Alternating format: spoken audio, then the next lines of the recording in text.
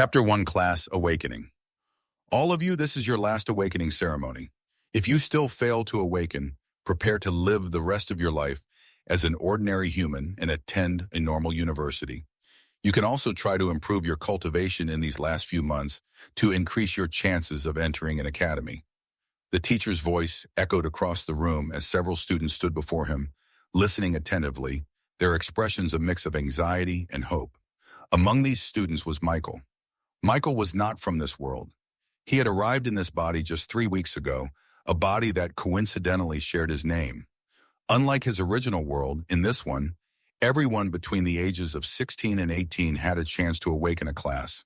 More than 200 years ago, the apocalypse descended upon this world, bringing spatial rifts that spawned countless monsters and unleashed chaos. Fortunately, following the apocalypse, the world became digitized for a select few who would later be known as Awakeners. Thanks to these Awakeners, whose classes granted them incredible powers, the apocalypse ended after decades, and humanity finally reclaimed their land. When peace returned, as expected, Awakeners became figures of importance, and it became a dream for young people aged 16 to 18 to become one. However, becoming an Awakener was a privilege granted to only a few, and for this group of 18-year-old students, this was their last chance. Michael was nervous too. Though he had only been in this world for 3 weeks, he understood the significance of this ceremony. While it wasn't as though all hope would be lost if he failed to awaken, it was undeniable that no path held more promise than becoming an Awakener. Under the nervous gaze of nearly 100 students below the podium, the teacher picked up a file from the table in front of him and began to call out names. Lillian Stone. Yes, sir. The first student called was a young woman. Upon hearing her name, she immediately walked toward the podium, but perhaps due to her nervousness, she stumbled and fell. However, no one laughed or made fun of her. On any other occasion, they might have, but today, they weren't sure they would perform any better than the student who had fallen. The teacher, seemingly accustomed to such mishaps, waited patiently for her to get back on her feet and approach him. When she finally reached him, he wasted no time and gestured toward the transparent orb on the table. This is your 3rd time here, so you know what to do. Just place your hand on the awakening orb. If there's a reaction, it means you've successfully awakened. If there isn't, the teacher left his sentence unfinished, but it made the hearts of the students on the podium sink. Michael felt it too, though he handled it better than the others. Thanks to his mental age and the challenges he'd faced before he died from cancer in his previous life, he could keep his composure.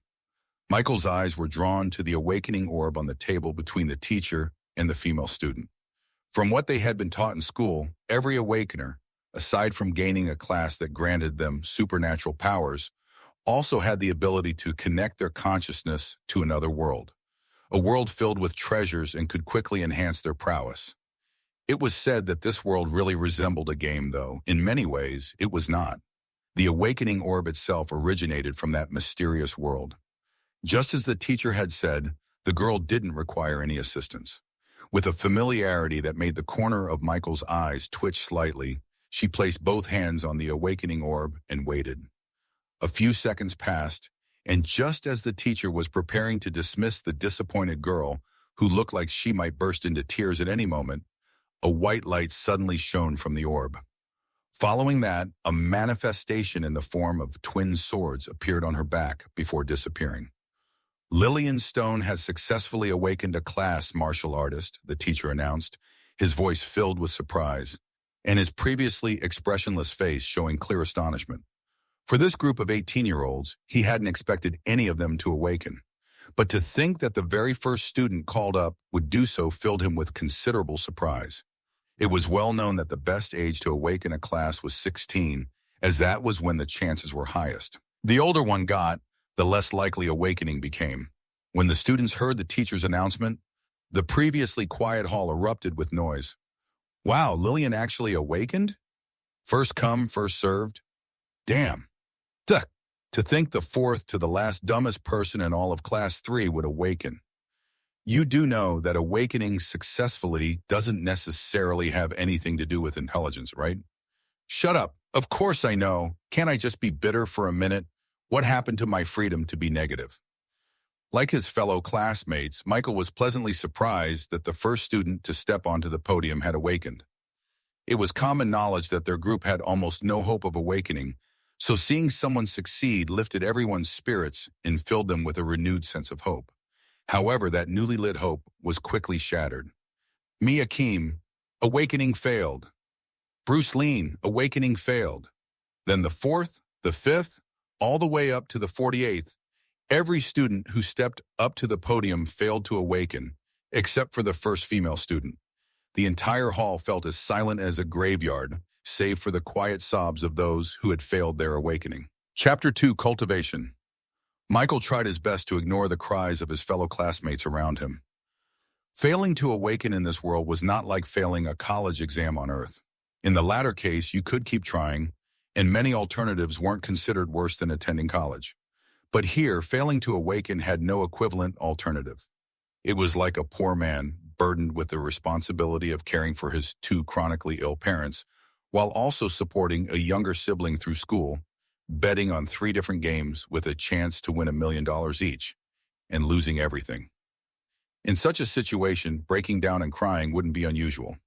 The scene around Michael now was eerily similar. Most of the students at Woodstone Public School No. 3 came from families living near or below the poverty line. For them, successfully awakening was like having $100 million land in their lap. But for these sobbing students, that distant hope of drastically changing their lives had slipped through their fingers 3 times in a row. It was no wonder that some of them broke down in tears immediately. Michael tried not to let the dark atmosphere surrounding him affect his mindset and attempted to stay positive. His situation wasn't any better than those around him, if not worse. In this world, the original owner of this body was an orphan living with his aunt, a widow with a child of her own to care for. Together, the family of 3 barely survived on the limited funds his aunt managed to earn. For Michael, successfully awakening was the fastest way to change his family's fate, but his chance of awakening was less than 1%. He couldn't help but feel a twinge of bitterness. Though he was grateful for the chance to live again, especially in a healthy body, it would be painful to live a life of mediocrity. Yet there was nothing he could do about his slim chance of awakening. All he could do was hope for the best. Michael continued to watch as more students stepped up to the podium, only to fail in their attempts to awaken. There were only a total of 86 students in the hall, so Michael's turn was approaching quickly. Since the teacher hadn't assigned a cue and called names at random, Michael could only wait for his turn. Just when the teacher in charge of the awakenings thought that this batch of students would only produce 1 awakener, the awakening orb in front of him suddenly emitted light. The cause of the reaction was a male student standing before him. Just like the female student who had first awakened, a manifestation appeared, standard for new awakeners. The male student's body glowed red, and a staff made of fire appeared in his hands before promptly disappearing. Brian Lyon has successfully awakened a class. Fire Mage, the teacher announced. As with the first awakening, an uproar erupted in the hall, but this time it was even more intense. Damn, Brian actually awakened! The heavens really aren't fair. I know, right? He's already one of the few students who managed to ignite their life seeds before the college exams, something rare even in big cities. And now he's lucky enough to awaken too? That's not all. His night-breathing technique happens to align with the fire attribute, and now that he's awakened as a fire mage, the two will complement each other perfectly. Fuck. Like his classmates, Michael also had an impression of Brian. At Woodstone Public High School No. 3, Brian Lyon was one of the few outstanding students who could hold his own against those from private schools with better resources, despite his humble background. His reputation extended beyond the school. He was even somewhat known throughout Woodstone City. This fame wasn't because of his academic achievements, but rather due to his exceptional talent in cultivation. The Awakening Orb wasn't the only piece of technology that Awakeners had brought back from the mysterious realm known as the Land of Origins. They introduced other technologies that significantly boosted the real world's advancement. The Land of Origins wasn't exclusive to humans. Many other civilizations of various races existed there. In fact, humans here could be considered newcomers to that world. These civilizations had already used the Land of Origins to significantly advance their own societies. Using their methods, Awakeners managed to bring something back to this world: cultivation. Cultivation offered a method for ordinary people to gain supernatural powers, although they couldn't progress as quickly as Awakeners, be as powerful as them, or enter the land of origins. Brian practiced the breathing technique of the night cultivation system and had considerable talent in cultivation, so even if he failed to awaken, he still had a bright future. Just as Awakeners were respected and needed in this world, cultivators were too. One was just way too at the top to be compared to anything, but the need of the two were equal. Well, according to what has been told to Michael, the world changed when the apocalypse descended. It was no longer just a planet, but a realm. Planet Aurora became the Aurora realm. Some of the cracks that brought monsters into the world remained, with new ones occasionally appearing. Some were filled with monsters, while others served as passages to other realms. Awakeners were few in number, so cultivators were needed to handle these realms. Awakeners advanced society, while cultivators kept it safe. This was something that had been taught to Michael and other children from a young age. Becoming an Awakener was more desirable, though. Cultivating required resources, and they weren't cheap, with costs only increasing as one progressed. This alone had already cut off more than half of the population's ability to walk on this path. Generally, only the talented or the wealthy had a significant chance of achieving great success in cultivation. The teacher, who hadn't even smiled much when Lillian Stone awakened, now had a wide grin as he addressed Brian. "Come stand here and wait," he said, pointing to the spot beside him where Lillian Stone also stood. He was thrilled that a genius from the school had just become even more exceptional. A super genius. After settling that, the teacher continued with the awakening ceremony, but he was met with disappointment as no other student managed to awaken, not even those with talent in cultivation. This wasn't unexpected. Just because a student had talent in cultivation didn't mean they would awaken a class, especially not at the age of 18. However, the teacher remained quite pleased as the school now had 2 more Awakeners to its name. The awakening ceremony continued, and soon it was time for the 80th student to step up to the podium. Michael. "Michael Norman!" "Yes, sir." Hearing his name called, Michael nervously made his way up to the podium. Since the previous owner of this body didn't have much presence at school, he didn't have anyone cheering for him. Soon Michael reached the podium, and under the teacher's guidance, he placed his hands, now unknowingly sweating, on the awakening orb, filled with anticipation. Chapter 3. Successful awakening. Seconds ticked by, and Michael could almost hear his own heartbeat pounding in his chest. Each student was allocated 30 seconds with the awakening orb. Any more time was pointless, as it had been proven over the years. 10 seconds passed, 15 seconds, 20 seconds, 25 seconds. Just as the teacher prepared to dismiss Michael, whose heart had already sunk into bitterness, the awakening orb under Michael's hands suddenly emitted a bright light. Instantly, Michael felt a warm sensation coursing through his body. His mind seemed to clear, and a surge of strength flowed through him. The manifestation that accompanied every new awakener soon appeared. A black, gloomy energy swirled around Michael, coating his body, while a dark staff briefly materialized in his hand before everything vanished. Michael was momentarily stunned by the sudden turn of events, but the voice of the equally surprised teacher brought him back to reality. "Michael Norman has successfully awakened a class, Necromancer," the teacher announced. "Another one? Necromancer, huh? That sounds powerful and maybe a little bit evil? Be more confident in your speech, brother. It's evil as fuck." "Yeah, but as long as I can awaken a class, I wouldn't even mind if it involves selling my body." "Just say you're horny, bro." As before, an uproar erupted in the hall, but it was more subdued than the previous 2 times. It couldn't be helped. Unlike the excitement over Lillian Stone's unexpected awakening or the amazement at Brian Lane's transformation into a super genius, Michael didn't have much of a presence in the school. But that wasn't the case anymore. Also, only a few of his classmates from Class 3, Section N8 were in the hall, and he recognized even fewer of them. He didn't personally know any of them. "Good, good, good," the teacher in charge of the ceremony said, repeating the word 3 times in delight. It wasn't that he knew Michael personally, but rather because a ceremony he had expected to yield no awakeners had surprisingly produced 3. If none had awakened, he wouldn't have been surprised. Such outcomes were common. "Come stand beside me and wait." The teacher gestured for Michael to join the other 2 awakeners. "Yes, teacher." Michael nodded, still in a daze, and compiled. Seeing a new comrade, Lillian and Brian both gave him a nod of acknowledgement, which Michael returned. In truth, Michael's attention was no longer fully on his surroundings. He could catch bits of what his classmates whispered about him, but he was too preoccupied to care. His attention was on what had just appeared before his eyes. A blue, transparent panel floated in front of Michael. Name: Michael Norman. Race: human. Class: Necromancer Apprentice. Level: 1 XP, 0 100. Strength: 1.3. Agility: 1.4. Constitution: 1.2. Intelligence: 4.5. Attribute points: 0. Skills: Undead.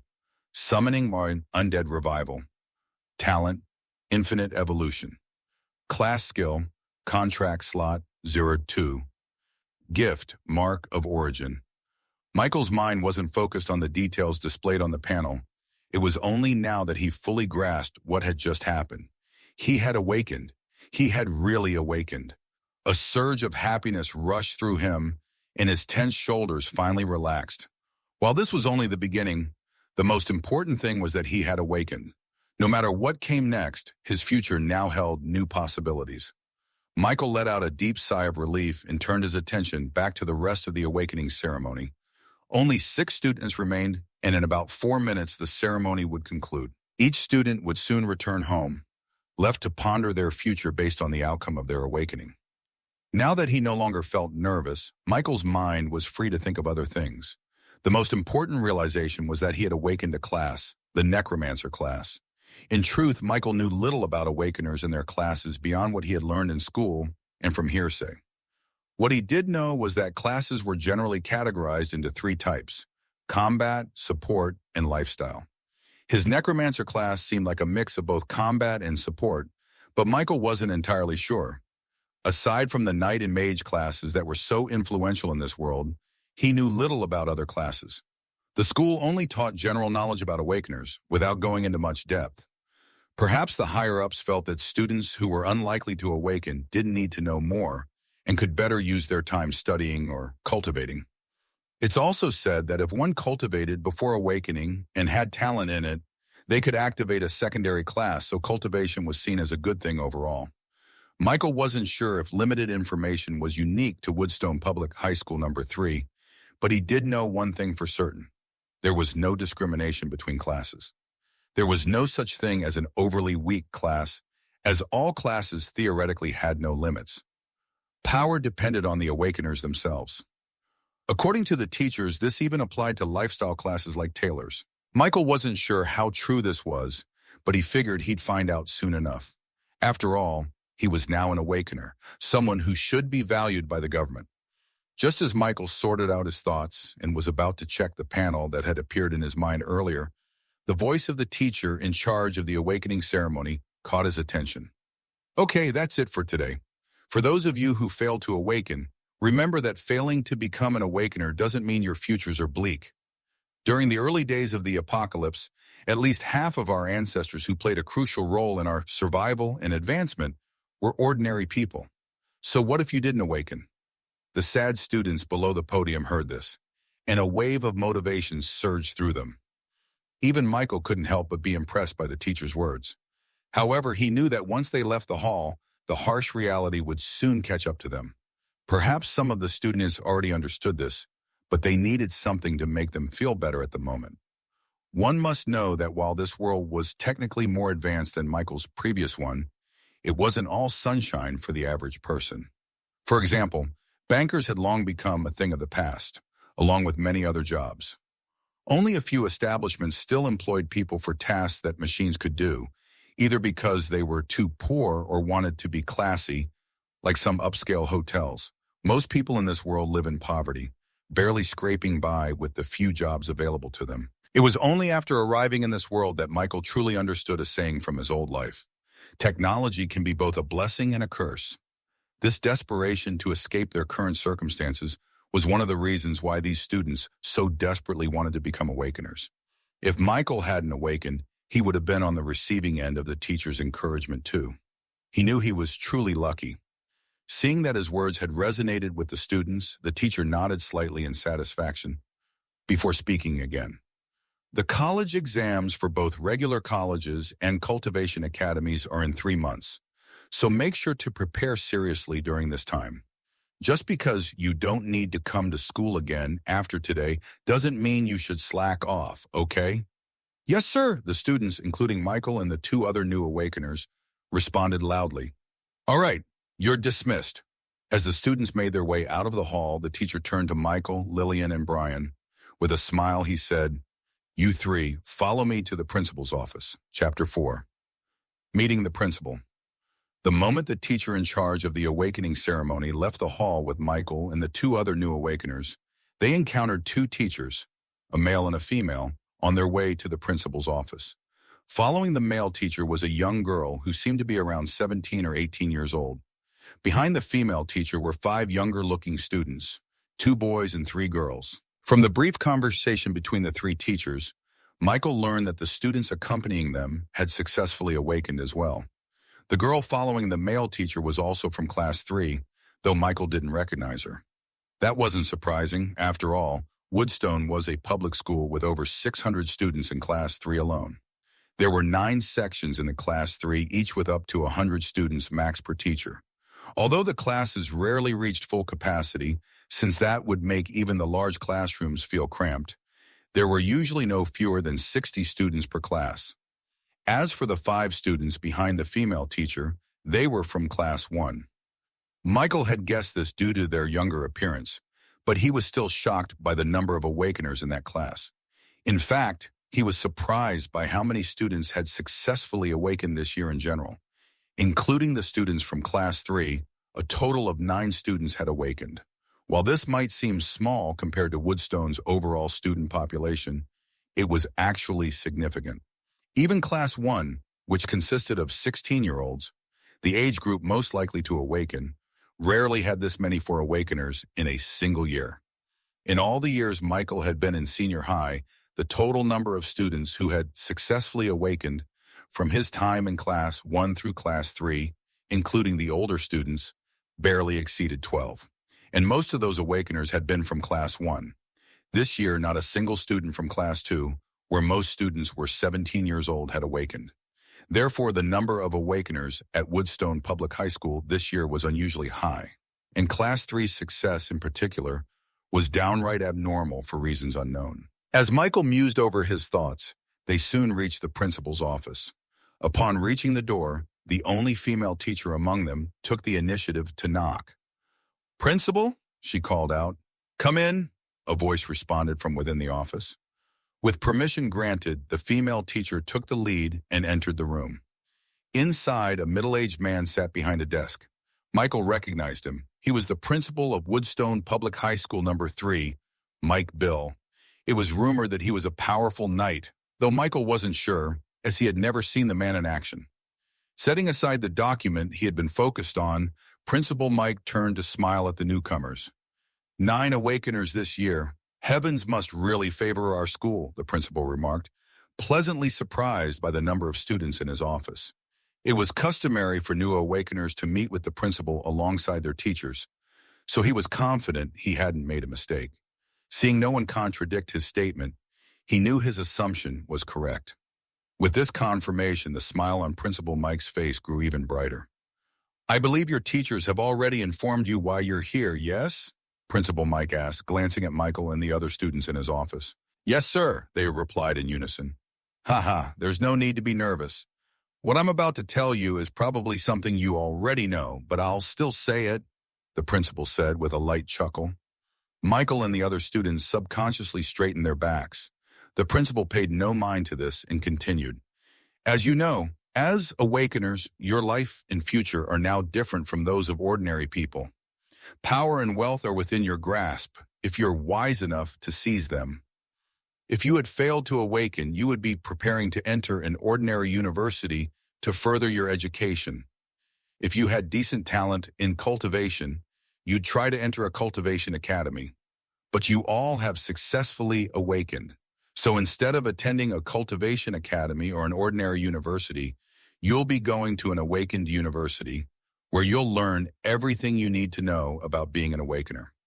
You might think that going to an academy is unnecessary since you could just enter the land of origin on your own, like our ancestors, and make things work. While that's possible, anyone with good sense wouldn't do that. Why make things harder for yourself? So right now, aside from entering the land of origin, which you'll soon have access to, getting into an Awakener Academy should be your next main focus. As for learning more about your new identity as an Awakener, you'll need to visit the Supers Association to register after this. The association will provide you with better information that you currently need. The principal then went on to mention a few other points. Some of these Michael and the others already knew, while others provided new insights. After saying what he needed to, Principal Mike dismissed the students and teachers, asking Brian to stay behind. After being dismissed from the principal's office, the teacher responsible for overseeing Michael's awakening spoke up. As new Awakeners, you must register with the Supers Association within 3 days. Failing to do so is considered a crime. Though you have some time, I recommend you register immediately if you are free today. As the principal mentioned, you also need to take the upcoming college exams seriously. Just because you're Awakeners doesn't exempt you from academic testing. While it may not be as strict as for regular university students due to your status, it's still important depending on the academy you plan to attend. Anyway, the Supers Association will have more details on this, so make sure you register quickly. For those who aren't in their 3rd year, the teacher addressed the students from Class 1, you can also attempt the college exams if you think you're up for it, as the Federation and most academies do not oppose it. However, most Awakeners who manage to awaken before their 3rd year prefer to take home lessons while honing their skills as Awakeners, aiming for a higher score when they're ready to enter the academy. After offering this advice, and with 2 other teachers sharing their own, they left the 9 students and returned to the teacher's office. There was no need to flatter the new Awakeners. These were no longer the apocalyptic days. Although the teachers were softer with them compared to before, it wasn't to the point of bowing at their feet, but they certainly didn't want to offend them either. With the rise of cultivation, Awakeners were no longer the only powerful people in the world. Ordinary individuals could reach similar levels of strength, though Awakeners were a rarer breed. Veteran teachers like these knew that leaving a good impression was enough, as they had no hidden agendas. Chapter 5. Registering as an Awakener. 1. The students felt a little lost after the teachers left, but not Michael. He already knew what he needed to do next. The most important task was to register at the Supers Association, and the second was to inform his aunt about his awakening. Michael was already familiar with the Supers Association. Even before he transmigrated into this world, the original owner of his body had a basic understanding of it. This was common knowledge among the natives. The Supers Association was an organization under the Federation, the new government established after the apocalypse. The world now had only one ruling authority, the Federation, under which were countries, states, and cities. The Supers Association managed all supernatural beings in the Aurora realm. Ordinary humans had to be a rank 1 cultivator before they could register, whereas Awakeners were required to register immediately upon awakening, as they became supernatural beings the moment they awakened. The purpose of the Supers Association was to protect the general public, manage supernatural beings, and provide them with various benefits. Michael made his way out of the school compound. As soon as he stepped outside, he hailed an empty taxi that happened to be passing by. "To the Supers Association," he said. "That'll be $1, the driver replied. "Okay." The Supers Association was a little far from Woodstone Public School. On foot, it would take Michael about 35 minutes, but by taxi, it would take no more than 20. Settling into the passenger seat, Michael pulled his phone from his pocket. Normally, if the school were still in session, it would have been in his backpack. But with the college exams approaching and no real need to attend classes, everything aside from his school uniform was casual today. Every senior high student who came to school today did so primarily for the awakening ceremony. After today, the school would feel noticeably emptier. Though the technology in this world was more advanced than Earth's, familiar technology still existed. The rich used floating cars, while the less well-off relied on vehicles with wheels. The wealthy had watches that projected holographic displays as substitutes for phones, while others were content with traditional phones. The world was a mix of old and new technology, but somehow it all blended into a strange yet harmonious system that didn't seem out of place. Michael decided to text his aunt instead of calling her.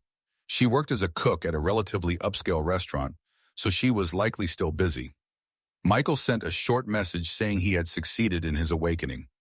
Just as he was about to put his phone aside, an incoming call flashed on the screen. It was his aunt. Michael immediately answered the call. "Aunt, aren't you at work?" Michael immediately inquired. It was rare for his aunt to answer so quickly, even on her days off. "I'm still at work. I just happened to be on a short break when your message came in," his aunt, Aunt Mia, replied. Michael believed her as he could hear the noise in the background. "Mike," his aunt called out, her tone hesitant, as if she wanted to say something but was unsure. "Ma?" Michael smiled, already guessing what was on her mind. He understood her disbelief. Most parents were shocked when their children awakened on their first try, let alone Michael, who had even less of a chance. "Your message," Aunt Mia began slowly, pausing before continuing. "Is it true?" It is, Aunt Mia. Today's my lucky day, ha ha ha," Michael chuckled in response. Aunt Mia let out a small squeak of joy, clearly trying to contain her excitement. Knowing she was still at work, Michael decided to end the conversation so she could get back to her duties. "I'm on my way to the Supers Association, Aunt. I'll talk to you when you get home." Okay, I'll transfer some money to you now. Get yourself something to eat and save a little for Lily when she gets back from school. I might be home a little late today." "Yes, Aunt." After exchanging a few more words, they ended the call. Michael let out a sigh as happiness surged through him. Though he was originally from Earth, he had fully embraced his role as Michael in this world and cared deeply for his family here. Perhaps it had something to do with losing his parents early in life back on Earth. In a way, both Michaels had experienced particularly difficult childhoods. After ending the call, Michael closed his eyes to rest, ignoring the driver's gaze, who seemed like he had something to ask. Only now did he realize how tense he had been in the awakening hall, leaving his spirit weary. It had only been a few minutes since Michael decided to rest when he felt a nudge from the driver. "We're here," the driver said. Michael weakly opened his eyes, still a bit dazed, but when he saw the two-story building not far from him, his mind cleared and he quickly sat up.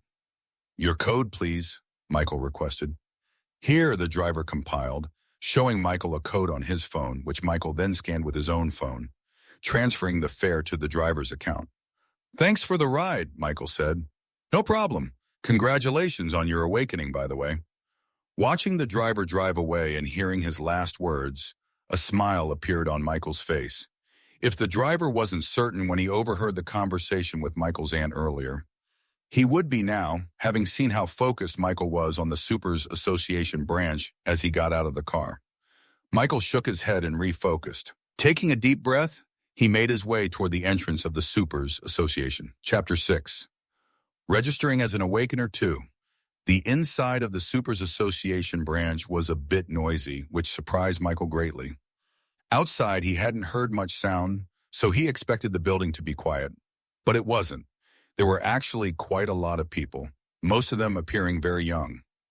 Michael didn't need to think much to realize that these people were probably new Awakeners, just like him. With only 2 Supers Association branches in Woodstone City, it wasn't surprising to see many Awakeners despite their rarity. Since all schools nationwide had chosen today for the awakening ceremony this year, most of the young people in the Supers Association building were likely the new Awakeners from Woodstone City. After today, the number of new Awakeners registering over the next 2 days should be low. Michael glanced around, and a rough count suggested there were at least 30 students present. This was quite a number, considering they all came from the 9 public and private schools in Woodstone City. As he took in his surroundings, Michael lined up behind one of the shorter queues leading to the reception table. He wasn't sure what to expect when he reached the front, but seeing others his age, likely fellow new Awakeners, gave him some idea. Fortunately, Michael didn't have to wait long. 28 minutes later, he was near the front, with only one person ahead of him. Behind him, more people had joined the line. As Michael waited, he felt his phone vibrate in his pocket. He pulled it out and saw a new message. 300 has been transferred to your account. 2778. XXX Bank International. From Maya Grace. Your current account balance is $400 to Taiwan. $300? That's quite a lot. Michael felt a little uncomfortable seeing how much his aunt had sent. Aunt Mia's monthly salary was only about $3,000, excluding occasional bonuses, and she had just transferred a tenth of it. Considering it was mid-June and Mia's salary typically arrived at the beginning of the month, this 300 could very well be a quarter of what she had left. Even back on Earth, $3,000 wasn't much for a family to live on. The $161 balance he had before was what remained from the $300 monthly allowance Aunt Mia gave him. Though Michael was concerned, he couldn't help but feel a warm sensation in his chest. He was truly loved in this world, something he had rarely felt back on Earth, where he had even faced his battle with cancer alone, with no one to care for him. As he thought of his family, Michael secretly clenched his fist, silently vowing once again to change their lives and take care of them. However, a wave of uncertainty washed over him. Is becoming an awakener truly life-changing for the average person? To be honest, everyone had been raised to believe that becoming an awakener was a one-way ticket to the top. But beyond the power it brought, the exact reasons and ways it transformed a life remained a mystery to most. It was common knowledge that power brought wealth, though. Michael, who had barely lived his adult years, was well aware of this.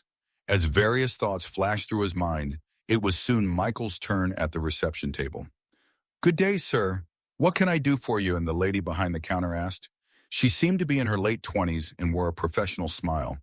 Her calm demeanor eased Michael's troubled mind a little, allowing him to reply calmly, "I'm here to register." "As?" the lady inquired, glancing down at his school uniform. Usually there were only two types of students who came to register: new awakeners, or those talented enough to reach rank 1 as cultivators while still in school. Today was the National Awakening Ceremony Day, but she didn't want to jump to conclusions. "Yes, I'm here to register as an awakener," Michael confirmed. "Oh, I see," the lady replied, not appearing surprised by his response. After confirming his purpose, she began asking Michael a few questions. Most were about his personal details, like his name, age, and address. She even asked for his bank account number for some reason, which Michael provided without hesitation. Thankfully, the process was quick and surprisingly straightforward. "Aren't you going to ask about my class?" Michael asked, curious. "There's no need for that, Mr. Michael. Your school will provide that information to us," the lady replied in her signature smile. "Ah, I see," Michael said, understanding now. "I thought she might have forgotten to ask, but it makes sense. Even if the Supers Association had a way to verify one's class, doing it for every new registrant would take too much time." After pressing his fingerprint on a tool the lady provided and signing his name on a freshly printed document, she addressed him again, this time in a more formal tone. "Congratulations on your awakening, Mr. Michael. As of today, you are now a proud warrior of the Federation, the people, and the Aurora realm. As a new awakener of the Federation, a set of military cultivation techniques and martial techniques will be sent to your email.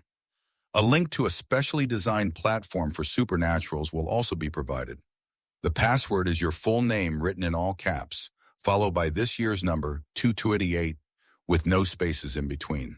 Also, as a new awakener, you are eligible for a monthly payment of $15,000. This amount will be reduced by half if you fail to reach rank 1 within 6 months, and will be revoked if you fail to become a rank 2 awakener within a year. Of course, the monthly payment will also increase alongside your advancement." Michael was a little overwhelmed by the sudden information dump, but one thing immediately caught his attention: money. It wasn't just the money, other benefits came with it too. Though the conditions seemed strict, it didn't change the fact that he was soon going to have a significant income. Michael's heart quickened a little, but before he could sink deeper into his thoughts, the lady behind the counter spoke again. "Is there anything else you'd like to ask about, Mr. Michael?"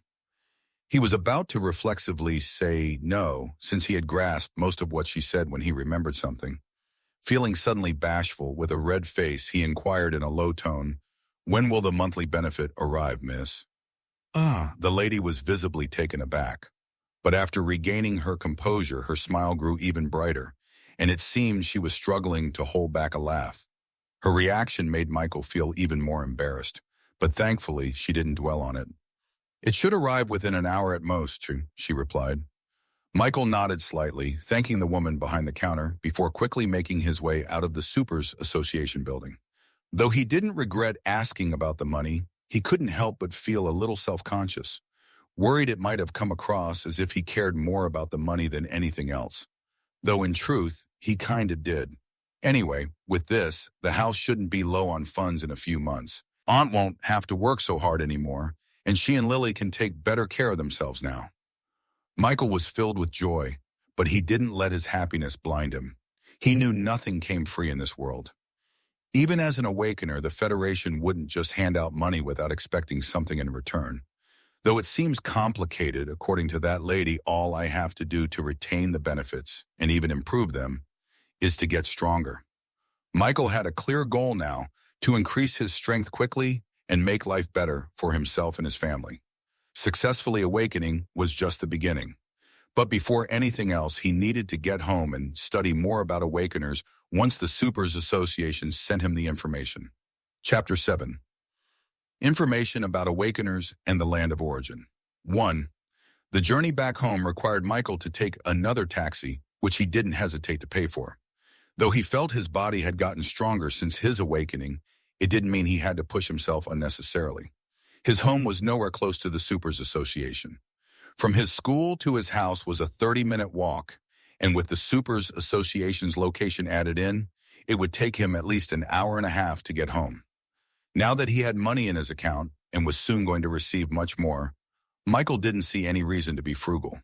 While in the taxi, he sent his aunt a message letting her know he was done registering at the Supers Association and was on his way home. It was also around this time that a bank notification arrived, informing him that $15,000 had been transferred to his account. I'm rich! I'm rich! Though Michael had seen larger sums in his previous life, it was easy to forget that he was currently playing the role of an 18-year-old, something he had fully embraced. Unlike earlier, when Aunt Mia had responded immediately, there was no quick reply this time, which didn't surprise Michael. He had considered sending Aunt Mia a portion of the money he received, but knowing her, she would probably panic and it might affect her work.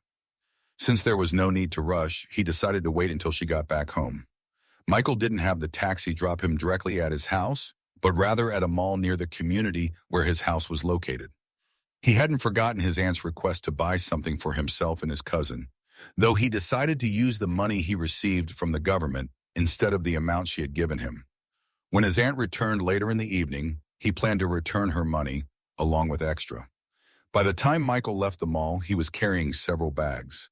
This round of shopping had cost him about $500. It might seem excessive to spend money like this, but Michael didn't regret it. For now, it was time for his family to enjoy life a little more. After all, what was the point of having money if not to spend it on oneself and loved ones? Of course, Michael had a limit to how much he would spend. He didn't know much yet, but he suspected that the government didn't provide benefits to new Awakeners purely out of goodwill. He had a feeling that part of the money was meant to be a resource for growth. There's no need to overthink it. I'll understand better once I check the emails from the Supers Association. By the time Michael finally got home, the sun had already set.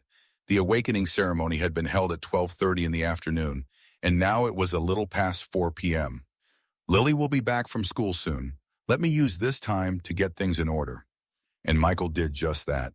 He put the food products in their respective places and organized the rest of his purchases accordingly.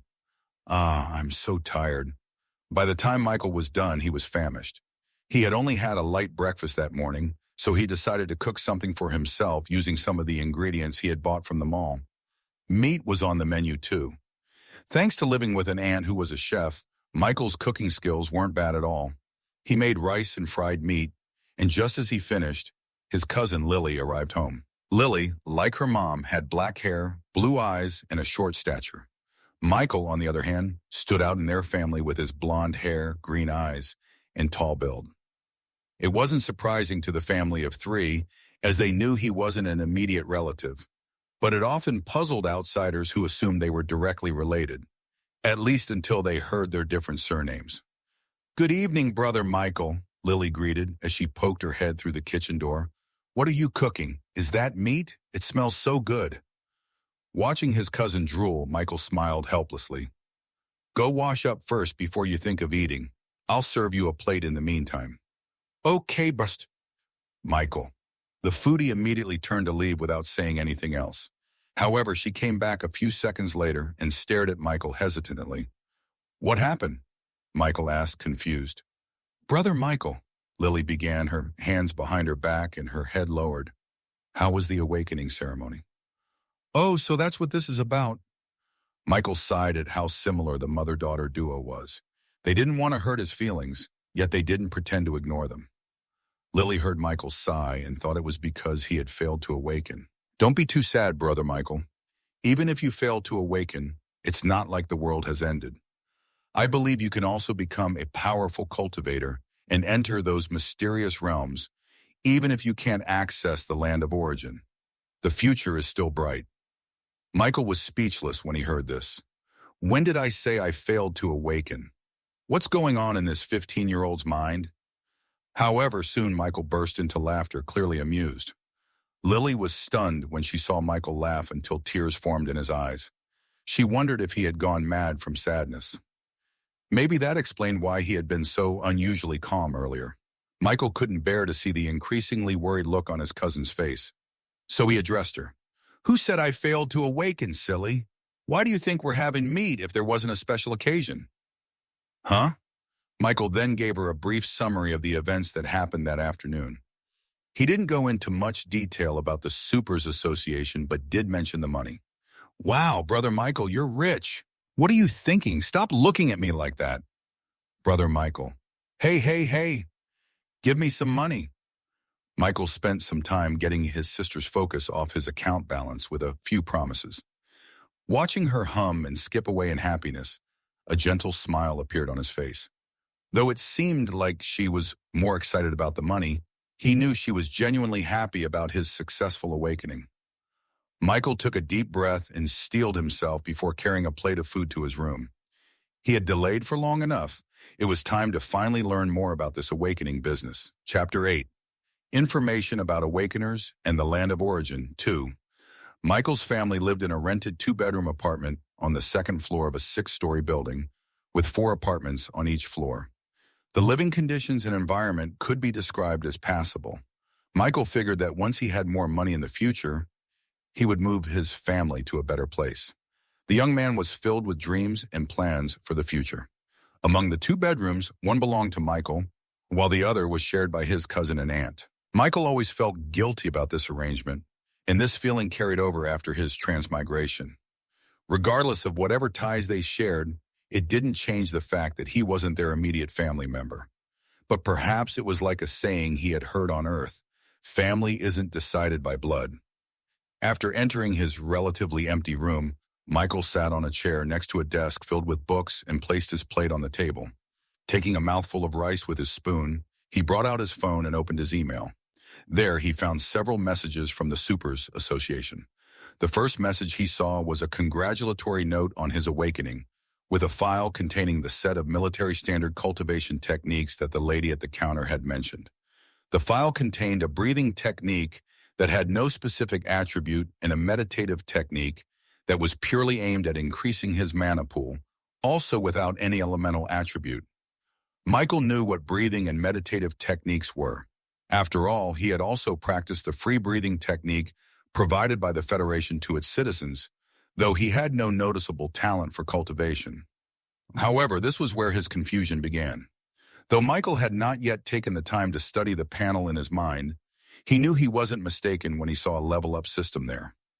One piece of information he knew about Awakeners was that they could level up in the Land of Origin. This was why Awakeners grew stronger more quickly, and the Land of Origin was often said to resemble a game. So this begged the question, since he could level up, why bother cultivating? Though there were rumors that cultivation could grant someone a second class, none of the teachers in school dared to confirm it. Thankfully, there was a note in the file that soon cleared up Michael's confusion. So that's what it is?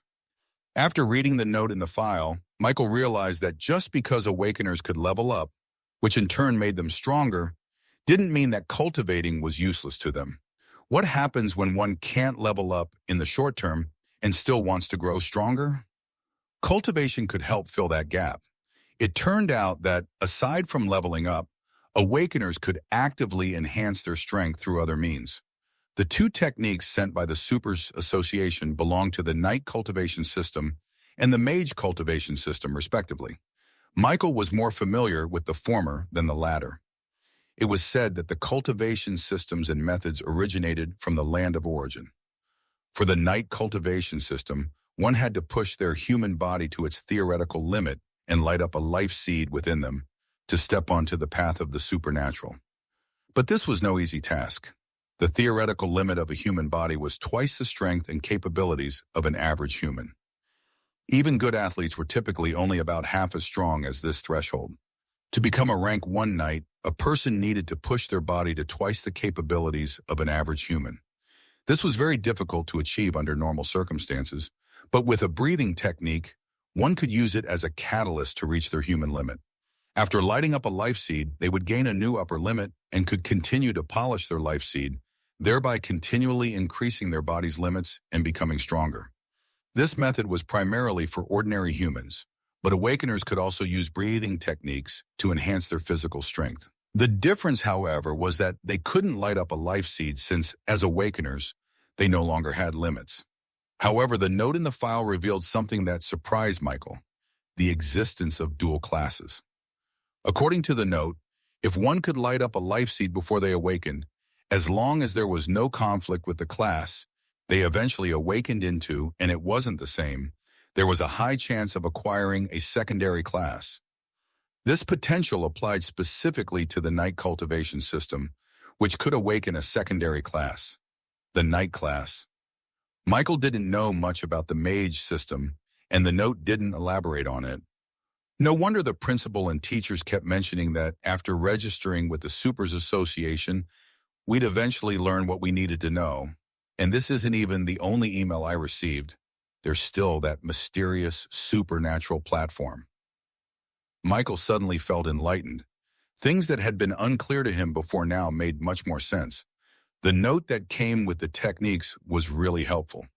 Unfortunately, he hadn't managed to become a knight before awakening, so he missed out on the chance for a dual class. Is this why the principal specifically told Brian to stay back? I don't know much about dual classes, but if one class can make someone stronger, it makes sense that having two would be even better. If that's the case, then Brian is indeed special, even among Awakeners. Michael didn't feel envious of this, though. He wasn't in competition with anyone. He was already happy just to have been fortunate enough to awaken. Michael continued to read through the note, and once he finished, he closed it.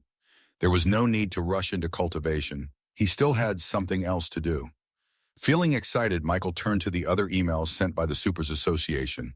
This email contained a link, which, according to the lady who attended to him at the Supers Association, was his access to a platform made for all registered supernatural beings within the Federation. Without hesitation, Michael tapped the link, which led him to a browser page with a simple design.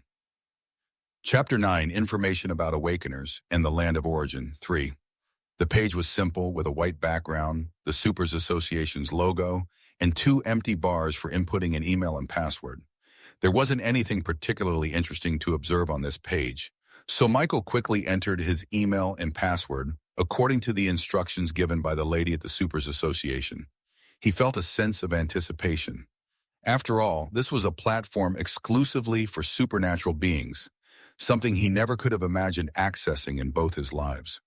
Somehow it feels like I've been invited into a secret organization. After inputting his details, Michael signed in. Soon he was taken to a new page. Unlike the somewhat bland appearance of the login page, this one was more vibrant and lively. It looked like a forum. A lot seemed to be happening, but unfortunately there wasn't any instruction manual. Not that one was needed. At first glance, the Supers Association forum didn't seem too different from a regular forum, aside from its content. Does anyone know the weakness of a swamp wyvern? Oi! Seems like we have a big shot in the house. Far! If I recall correctly, wyverns are usually above level 30, right? That's a teenage wyvern, not exactly strong. It's the nonchalance of subtly calling a wyvern weak for me. Newbie cultivator. Here, how strong is a wyvern for us cultivators? A level 30 should be a commander rank beast for you guys, so yeah, you'll need a knight commander or mage commander to take on a wyvern. Dude, just say a rank 3 cultivator. It's not my fault, brother. Awakeners and cultivators' power systems can be confusing at times. That was the kind of content in the forum. Michael could only read in awe, unable to fully grasp most of it. Once again, the Supers Association delivered essential information right to his fingertips, not in the form of step-by-step guidance, but through an interactive platform.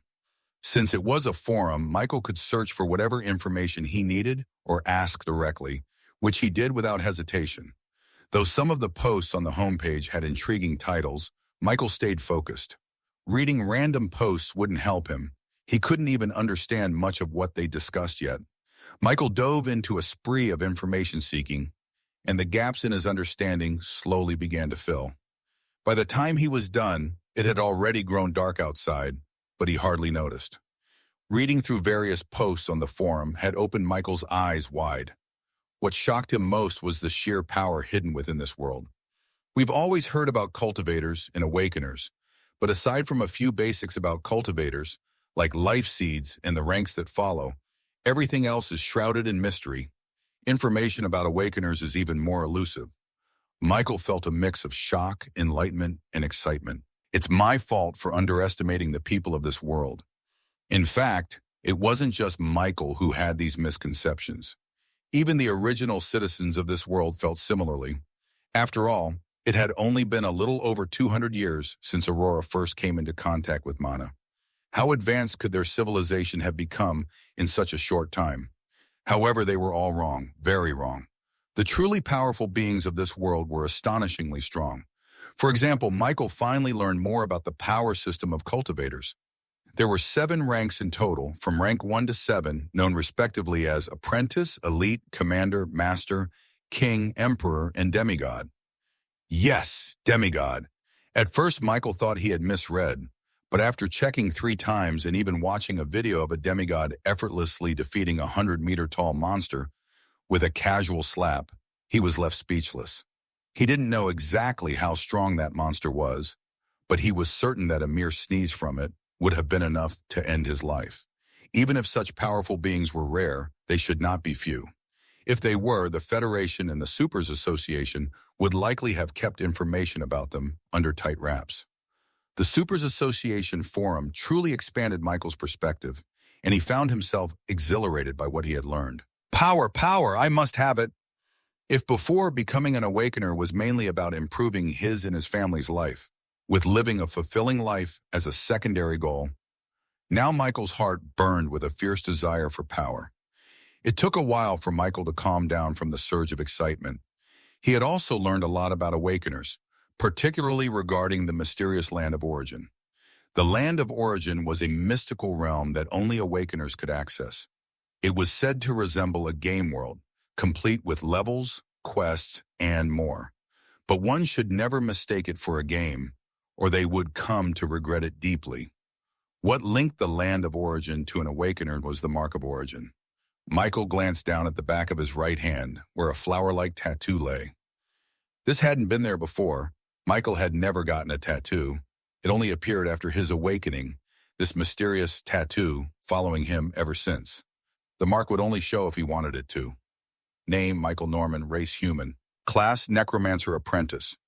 Level 1, Exp 0-100, Strength 1.3, Agility 1.4, Constitution 1.2, Intelligence 4.5, Attribute Points 0.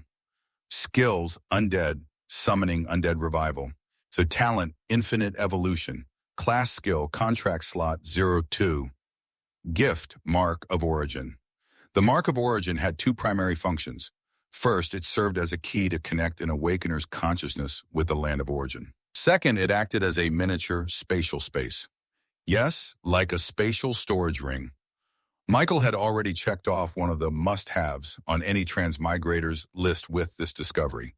However, Michael was curious about what a gift meant, as his Mark of Origin was labeled as one. yet he couldn't find any information about it in the forum. This seemed implausible. Surely all the Awakeners in the Supers Association would be interested in this topic. So there could only be one explanation. The information was restricted. It likely meant he wasn't yet authorized to access such knowledge. Michael felt he was on the right track with his guess, especially since, right next to the profile they created for him, Level 1 member was clearly displayed in bold. This only made Michael more curious about what a gift was.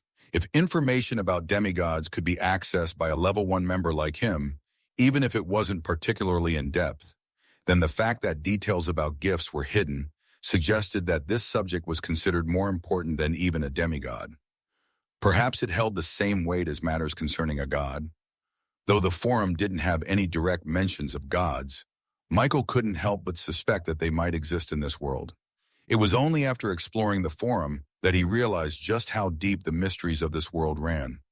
Fortunately, he could still investigate other information about the panel in his head, turning his attention to the next most intriguing aspect: his talent. According to what he found on the forum, talents could be seen as innate skills that could be used without the need for mana. They were akin to high-level skills, except that they were rare, even among Awakeners. There were two ways Awakeners could obtain a talent. One was through pure luck during the awakening ceremony, and the other was by seizing certain opportunities in the land of origin. It was clear that something extraordinary had landed in Michael's lap. However, he felt that his talent was a bit peculiar. Talent, infinite evolution. Evolution points, 1, 16 hers, 09, mins, 23 sex. Aside from the fact that something called evolution points would appear and accumulate every 24 hours, this talent seemed to be currently useless. Despite this, Michael was still pleased to have a talent. Even though he didn't understand its use yet, he was confident it would prove valuable in the future. From its name, Infinite Evolution, he held high expectations for what it might become. Chapter 10. Preparations. Michael also read a few things about classes and races, and he had something to say to his teacher who had claimed, "There's no discrimination between classes." Bullshit! In reality, there wasn't any outright discrimination against classes from what Michael could see. However, unlike how his teacher had portrayed it, there was indeed a clear division between classes. There were no weak classes. Only weak Awakeners was a phrase Michael frequently encountered in the forum during his searches. But from what he had just read, it was undeniable that some classes held certain advantages over others. At least the school got one thing right: the classification of classes into combat, support, and lifestyle roles. Now, thanks to the Supers Association forum, Michael also discovered that there were actually 5 types of classes: general class, rare class, special class, hidden class, and unique class. General classes are the most commonly seen classes among Awakeners. A large percentage of Awakeners possess these classes, which is why they are considered common. These classes are also easily recognizable, as they provide only 2 attribute points per level up. Rare classes are a step above general classes, offering 4 attribute points per level up. These classes can utilize magic or other special abilities. However, a class does not necessarily need to focus on magic to be categorized as rare, like the Berserker class, for example. Special classes are somewhat unique and unconventional, which makes them difficult to categorize strictly as either general or rare. For instance, the Chef class provides 3 attribute points per level up, while a Barb class might only grant 2 attribute points, despite both being special classes. The term special refers more to their unconventional nature and niche focus. These classes can be considered rarer than rare classes, but their unique nature makes them versatile in how they are grouped. Hidden classes are inheritance-type classes that very few people can have simultaneously. Similar to special classes, they are rare, but they have an added layer of exclusivity. Hidden classes cannot be naturally awakened, but can only be obtained through special means, which makes them particularly elusive.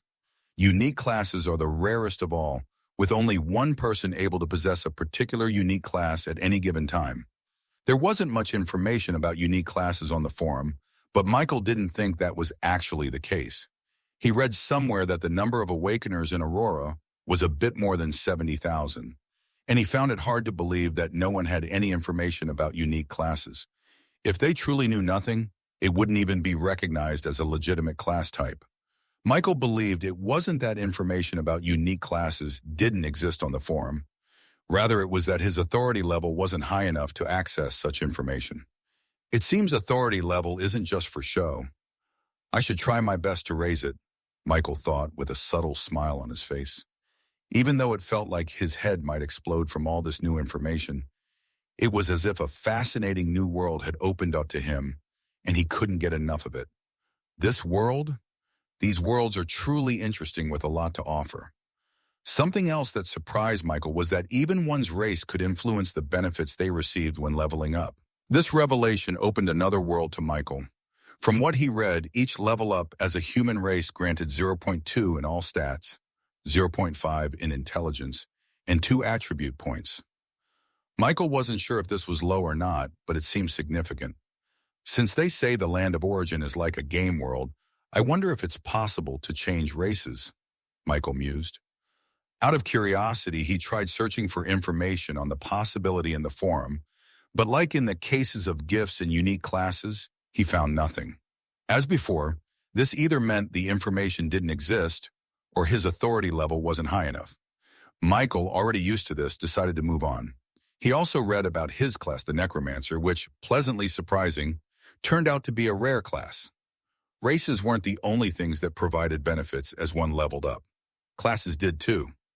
Aside from the attribute points they provided based on their grade, certain stats would be boosted depending on the class's specialty. The Necromancer class, for instance, granted 0.1 points to strength and constitution, 0.3 in agility, and 0.5 in intelligence, along with 4 attribute points. Necromancers are basically paper defenses. A punch from a similar level warrior class could probably take out more than half my health, Michael thought immediately. He also began to understand why people in the forum kept emphasizing that power ultimately depended on the Awakener themselves. Classes, race, cultivation, resources that could raise stats themselves and attribute points. If one utilized these things wisely, even an Awakener with a Tailor class could become deadly. The more Michael read, the more excited he became about the future. He couldn't wait to enter the land of origin, but he knew he couldn't rush in without making proper preparations. Yes, preparations. As an Awakener, he was naturally bound to enter the land of origin. But according to the forum, it wasn't all sunshine and rainbows there, especially for new Awakeners. In a Tips for Newbies forum post, which was even starred by the Supers Association, Michael learned that when an Awakener entered the land of origin for the first time, their initial location was random. It could be near an active volcano, a frozen wasteland, or even in a monster's nest. However, there was a balance. According to the post, it would be something a new Awakener should be able to handle theoretically, and Michael didn't like the sound of that, hence his need to prepare. Even the experienced commenters in the post emphasized the importance of preparation. Thanks to the post, Michael also understood why the Supers Association provided such generous funds. It was indeed meant for resources.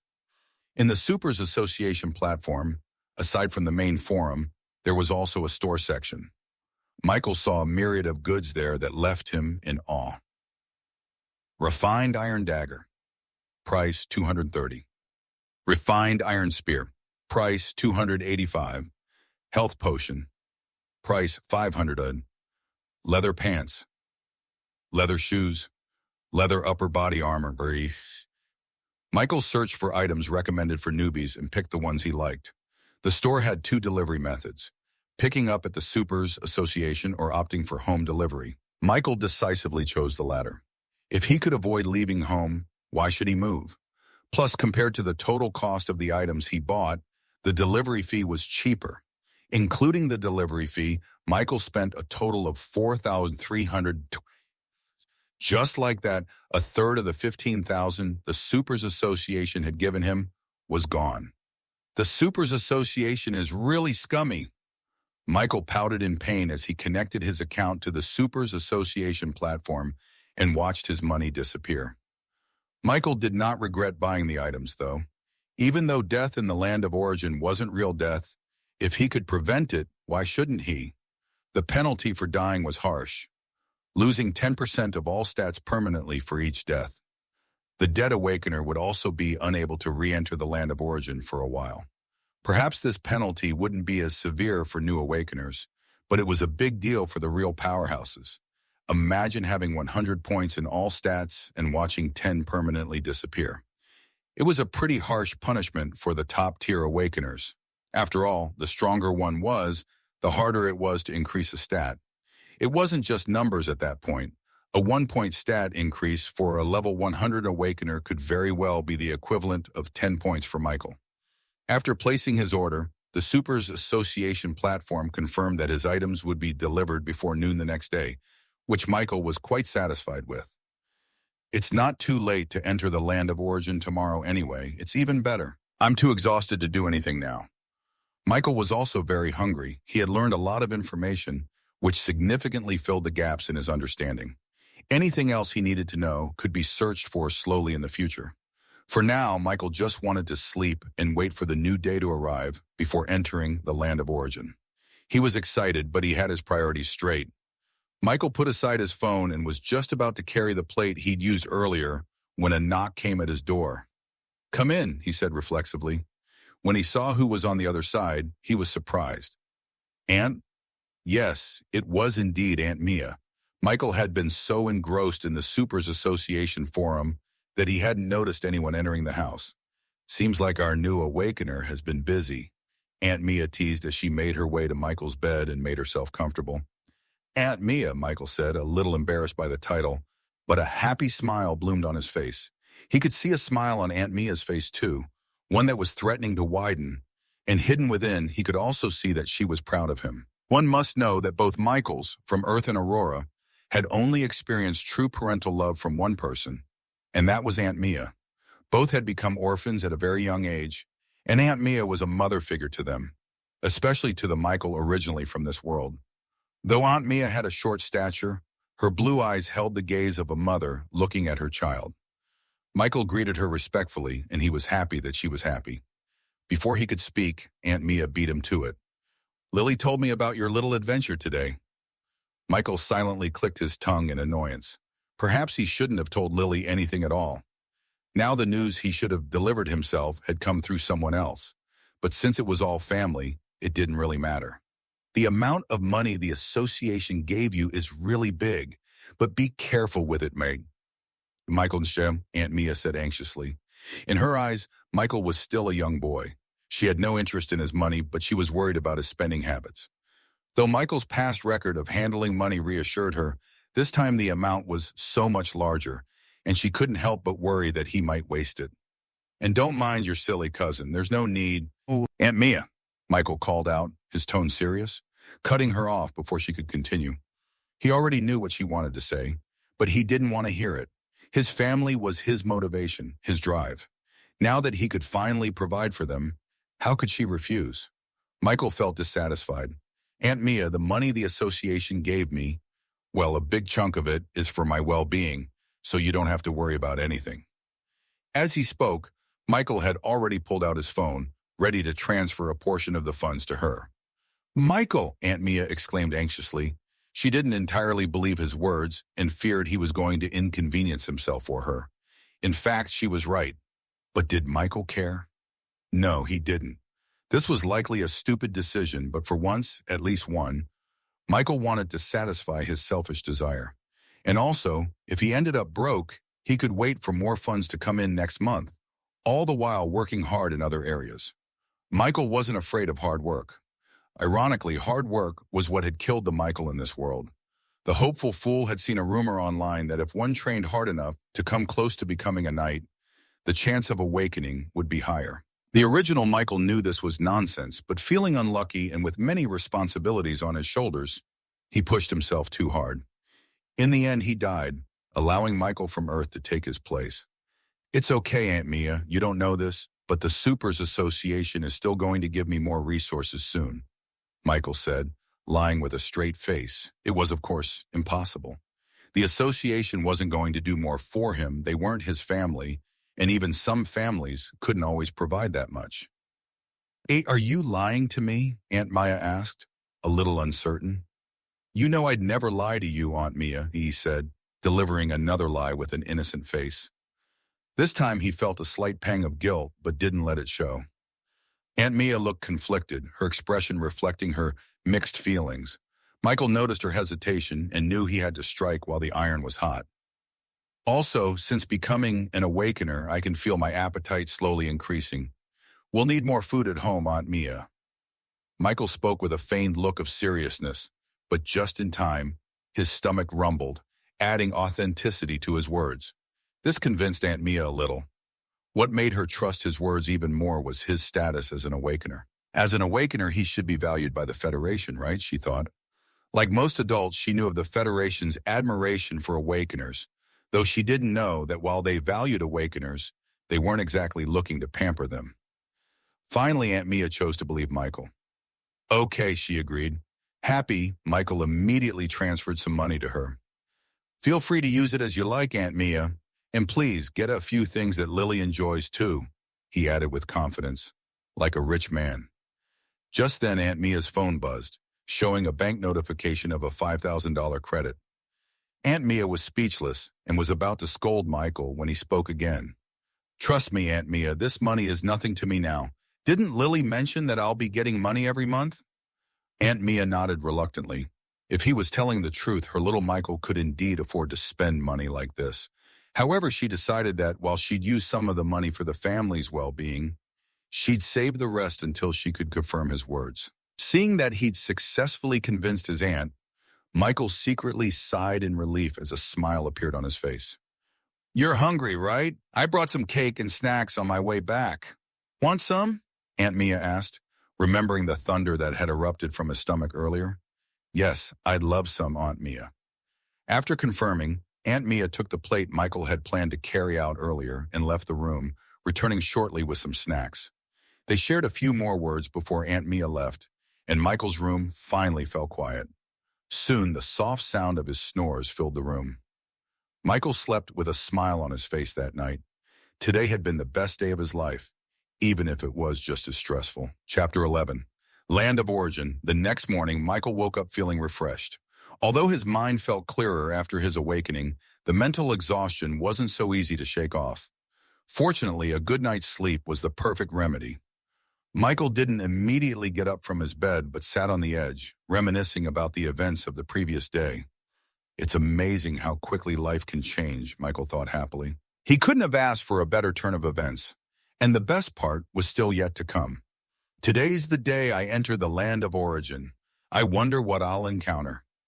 Michael's excitement grew as he thought about the new day ahead. After shaking off the lingering drowsiness from waking up, Michael stood up and opened the shades of his windows, letting the morning light flood into his room. It's quite bright. What time is it now? He walked over to his desk, picked up his phone, and saw that it was just past 8 in the morning. He really had gotten a good night's sleep. Aunt Mia should have gone to work by now. Lily should also be in school. With that thought, Michael left his room to check if anyone else was still in the house. But as he had expected, it was empty except for him. Although it was still a while until noon when his delivery from the Supers Association was due to arrive, Michael decided to freshen up and wait. After all, the delivery was supposed to arrive before noon, which meant there was a chance it could come earlier, and he didn't want to leave the apartment without bathing. Besides, once he received his order, he planned to enter the land of origin immediately. He really couldn't wait any longer. Since he had some time, Michael decided to clean up the house. My classmates would probably never believe that even an awakener still has to clean, Michael mused. Awakeners were like celebrities here, even though little was known about them, except for a few clips of them in action. Just like celebrities back on Earth, there were some overzealous fans who probably couldn't imagine their favorite person doing something as mundane as using the toilet. As a few mischievous thoughts crossed his mind, a smile appeared on Michael's face as he happily cleaned up whatever he could around the house. After finishing his chores, Michael brushed his teeth, took a bath, and got dressed. Since the delivery still hadn't arrived, he served himself some leftover rice from the previous day and browsed the Supers Association forum on his phone while eating. Never in either of Michael's lives had he been so interested in studying. It was understandable, though. While the information was important and somewhat complicated, it felt like it had been pulled straight out of a fantasy novel, making it far more immersive than academic subjects. Time passed like this, and a little past 11 in the morning, Michael received a phone call from an unknown number. Curious and a bit wary, Michael picked up the call. "Is this Mr. Norman?" A voice came through the phone. Hearing the question, Michael immediately guessed who was on the other end. "Yes, I am," Michael replied as he stood up. "That's great. Mr. Norman, I'm here with your delivery. I'm currently in front of your apartment building, but I don't know which floor you live on." "Don't worry, I'll meet you there. Please wait for me," Michael said, already stepping outside his apartment and closing the door behind him. Perhaps because the apartment building was old, or maybe because the owner was too cheap, there was no elevator. Residents had to use the stairs to reach their floors. It was probably for the best, since if there was an elevator, the rent would likely be higher, and many residents wouldn't be able to afford living here. Luckily, Michael's apartment was on the second floor, so it didn't take long for him to meet up with the delivery man who had brought his goods from the Supers Association. When Michael saw the appearance of the delivery man, he was a little taken aback. The man seemed to be in his late 30s and had a huge physique, but that wasn't what caught Michael's attention. What drew his eye was the mechanical limb the man had in place of his right hand. This world was advanced enough that losing a limb wasn't considered a serious issue anymore. One could easily get a mechanical replacement that functioned almost like the real thing, except for lacking a sense of touch, and of course, being expensive. However, most people with mechanical limbs also purchased artificial skin to cover them, which was both realistic and far cheaper than the limb itself. There were generally only two types of people who went without artificial skin on their mechanical limbs: those who couldn't afford it and those with a particular sense of style. Seeing as the delivery man wore clothing that deliberately exposed his mechanical arm, he was probably the latter. However, Michael couldn't deny that the man looked quite cool with the exposed mechanical arm, almost heroic even. "Are you Mr. Norman?" the delivery man politely asked as he saw Michael approaching. "Yes, I am. I assume you have my order?" Michael replied, nodding in response to the greeting from the delivery man's partner, who was still in the van. After confirming Michael's identity, the delivery man quickly began offloading Michael's order from the van. There were quite a few items, and even with his improved stats from Awakening, Michael knew he'd be left sweating after transporting everything to his apartment. Thankfully, the delivery man with the mechanical limb offered to help, which Michael greatly appreciated. Back in the living room of his apartment, Michael stared at the packages on the ground in front of him, feeling a twinge of pain. $4,000, $4,000. Every time he repeated it, it felt like a knife stabbing into his heart, even as his hands eagerly opened the boxes. Michael hadn't gone overboard just because he had some money in his account when he ordered from the Supers Association store. He had simply followed the recommended list of items for entering the land of origin for the first time and selected those he liked. Half an hour later, Michael had opened all his deliveries and placed their contents into the storage space within his mark of origin. New Awakeners usually didn't have large spatial spaces in their marks, but it was more than enough for Michael's current needs. He didn't change into any of the leather armor he bought or equip himself with any weapons because, according to the forum, nothing on the Awakener follows them into the land of origin. Only items stored in the mark of origin could be brought in, so everything Michael thought he needed was already stored there. Taking several deep breaths, Michael made his way into his room, feeling anticipation, excitement, and a bit of nervousness. According to the forum, connecting one's consciousness with the land of origin meant leaving it behind in the real world, so his body had to be placed in a suitable position before leaving. Michael decided to lie down on his bed. "Let's do this." He concentrated on the mark on his hand, trying to connect his consciousness with the land of origin. Since it was his first time, it wasn't easy, but thankfully the land of origin was an innate part of every Awakener. It didn't take long for him to finally succeed. Michael's right hand, which was raised in the real world, slowly fell as his body began to softly snore. Chapter 12. Reality different from expectation. New chosen detected. Chosen identity confirmed. You have gained a new skill, detect. After reading more about the land of origin, Michael often wondered where his initial location would be. Would it be in the middle of a forest, an open plain, or maybe dangerously close to a monster nest? There were endless possibilities, and Michael's imagination ran wild. He hoped that as long as it wasn't anywhere near monsters, he'd be fine. But when Michael opened his eyes, he found himself in a dark room with black brick walls covered in moss. If not for the holes in the roof allowing in some sunlight, the room would have been pitch black. A foul odor filled the air, making Michael gag in disgust. What is this smell? Rotting garbage? Or worse? No, that's not important right now. Where on earth am I? If he hadn't registered with the Supers Association and gained access to information about the land of origin, he might have panicked. However, though Michael knew each Awakener's initial location was random, he wasn't exactly thrilled. The problem wasn't the location itself, but the disgusting smell. Though he wanted to leave immediately, Michael resisted the urge to move. His current location wasn't the worst. At least there were no monsters or erupting volcanoes nearby. But he knew it was better to proceed with caution until he learned more about his surroundings. This wasn't just his own hunch. Experienced Awakeners had emphasized caution multiple times in the Tips for New Awakeners forum post. First step, observe your surroundings. Michael turned to inspect the wall beside him. A wall made of old, weathered bricks. Figures, Michael thought sarcastically as he read the description. He wasn't surprised by its sudden appearance, having expected it. This information was thanks to a new skill he had gained. Actually, one that every Awakener received upon entering the land of origin for the first time. Detect. Much like in games, the detect skill allowed the user to gather information about specific objects they focused on. It was an essential skill for both new and experienced Awakeners alike. However, detect had its limitations. For one, it couldn't reveal information about living beings significantly stronger than the user. If the target was more than 20 levels above the user, detect simply wouldn't work. Conversely, the skill provided more detailed information when the user's level was significantly higher than that of the target. Detect could also improve over time, providing more details as the user's knowledge grew.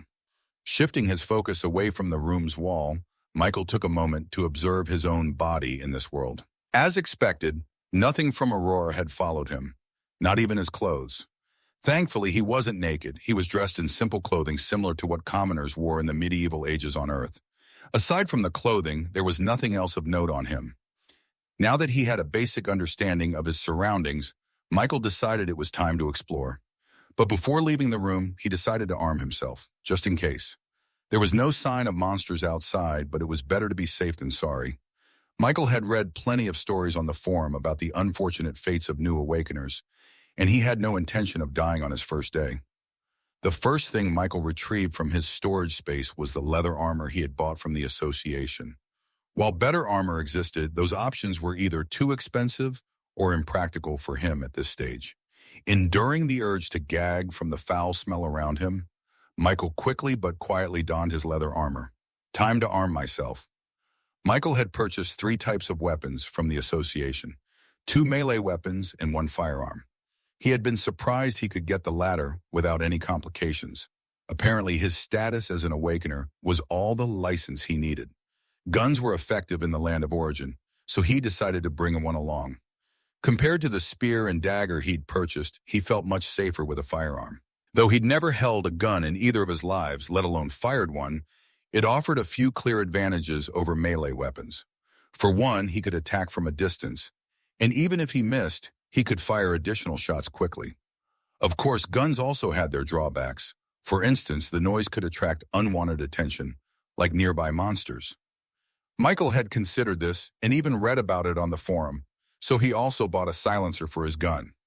Guns are one of the best tools to have in the early stages, but they quickly become obsolete as one grows stronger. Like the experienced Awakeners in the forum said, personal strength is still the most important thing here.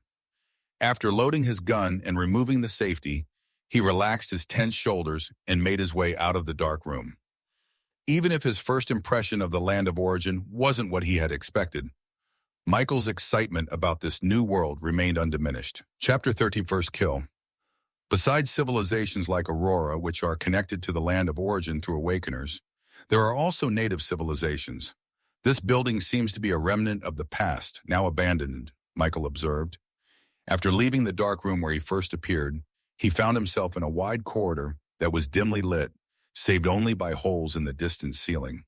If the roof weren't so far out of reach, he would have tried breaking out rather than wandering around as he was now. Thanks to the ventilation provided by the holes in the ceiling, Michael's movements did not cause an echo. As he moved further, Michael also identified the source of the foul odor filling the air. Slimes. These magical creatures looked like harmless, solidified liquid, but they were far from it, secreting acid with a stench just as terrible. Slimes moved by crawling and could hop to attack. The foul smell he'd encountered came from a slime trail left outside the room he had started in. Michael wasn't sure if the same slime was nearby, but after a while of exploring this vast, seemingly empty building, he encountered one. Acid Slime Level 4, rank common, a harmless-looking slime that shoots acid. Devious enough, he thought. Slimes happened to be one of the creatures Michael had read about in a forum post titled Common Monsters in the Land of Origin while waiting for his delivery. Interestingly, the post's author was the same person behind Tips for New Awakeners, a Level 5 member of the Supers Association.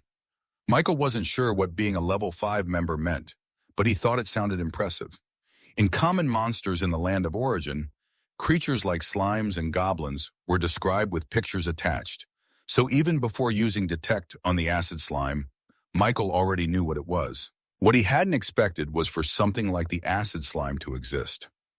It looked vastly different from the cute blue slime he'd seen in the post. But since the Awakener had mentioned there were many slime variants, he wasn't too surprised in the end. A 2-star common rank monster. Guess that says a lot about its freakish nature. Michael didn't know if it was the acid slime's slightly grotesque appearance, the terrible stench, or its ability to shoot acid that bothered him most. In the Land of Origin, there were 7 known ranks for monsters, from low to high: common, rare, extraordinary, epic, legendary, mythical, and demigod. Each rank had 3 mini-grades called stars, like 1-star common, 2-star common, 2-star rare, and so on. Both monsters and items followed this ranking system. For items, the stars indicated efficiency and quality, while for monsters, they represented potential. Every star in a monster's rank allowed up to 7 levels, so a 2-star common rank acid slime, like the one in front of Michael, could potentially reach level 14.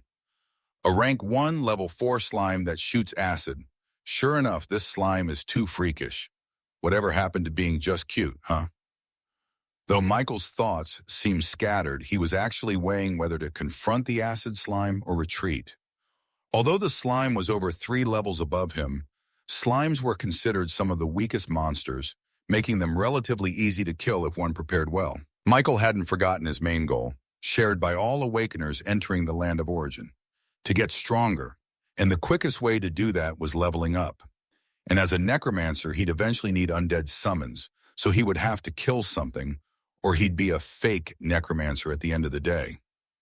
Leveling up allowed for custom stat allocation, which meant Michael could technically build himself like a warrior, but ignoring his class's strengths would make him mediocre.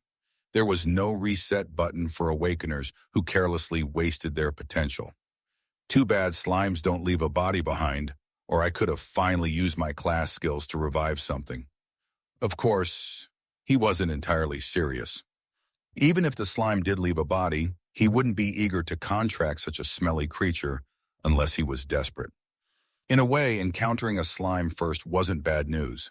Any other monster might have been a significant challenge, while slimes, especially acid slimes, were known for their slow movement. Still, he couldn't let his guard down. A leather armor alone wouldn't be enough to protect him from an acid shot. After a moment's thought, Michael finally decided to see if he could turn this acid slime into experience points, or end up as its food. Let's do this. Suppressing the urge to take a deep breath to steady his nerves, he rushed out from his hiding spot and began firing at the football-sized green monster about 10 meters away. Tui! Bang! Tui! Bang! Tui! Bang! 3 shots and he missed every one. The acid slime finally seemed to notice him, turning to look at him, vibrating in a way that seemed almost angry, or so Michael thought. He hadn't expected his aim to be this poor, even at a distance of 10 meters. Sure, the slime's small size made it a tricky target, but why were his bullets missing entirely? Michael wanted to blame the recoil, but his enhanced awakener body made that excuse weak. My aim is truly terrible, he thought, frowning. He readied himself to shoot again, but before he could, the slime fired a jet of acid straight at him. Shit! Michael dodged hurriedly, but a drop of acid managed to hit his unarmored arm. Ah! He stifled a scream as a burning pain shot through him. In that moment, he realized he had heavily underestimated the acid slime, but there was no time to dwell on the pain. The slime launched another acid shot, which Michael dodged successfully this time, but his confidence was wavering. Sweat dripped down his forehead as he struggled to ignore the searing pain in his arm, his left hand now useless as he aimed with just his right. The second attack had finally angered him. Accuracy be damned, he started shooting wildly in the slime's direction. Tui, bang, tui, bang, tui, tui, tui. Most shots missed, but his burst of frustration began to inflict some damage, even if only a little. Soon all 30 bullets in Michael's gun were exhausted. As he fled from the acid slime, now slightly smaller but still hopping after him, he followed the marks he'd made with his dagger on several walls to avoid getting lost in the vast, abandoned building. He tried to reload, but the pain in his left arm made it difficult, causing him to drop several clips. The worst part was that the slime's hopping speed was only slightly slower than his own, keeping him within its attack range. Though his leather armor protected his back and legs, he could still feel the heat closing in. After several failed attempts, Michael finally managed to reload and resumed a frantic shooting spree at the slime. This process repeated a few more times until, with a lucky shot, he damaged the core inside the slime, finally killing it. You killed a common LV4 acid slime. You've gained 45 experience points. You killed a monster 3 levels higher than your own, earning a force experience multiplier. You've gained 180 experience points.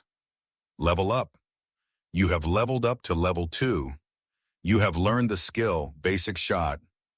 On his first day in the land of origin, Michael had almost been taken down by one of the weakest monsters, a slime. Chapter 14, new skill. You've leveled up to level 2 human.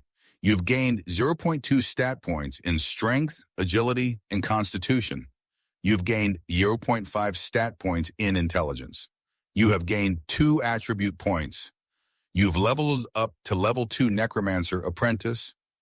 You've gained 0.1 stat points in strength and constitution, 0.3 stat points in agility, and 0.5 stat points in intelligence. You have gained 4 attribute points. Michael hardly registered the notifications. It felt like he was about to die, his whole body burning as if it were engulfed in flames. A section of his left arm looked mutilated, horrifying to even glance at. Suppressing the urge to scream, Michael took out one of the health potions he'd bought from the Supers Association store. He hadn't imagined he'd need it less than 2 hours after first stepping into the land of origin. Despite the warnings about not treating the land of origin like a game, part of him still had.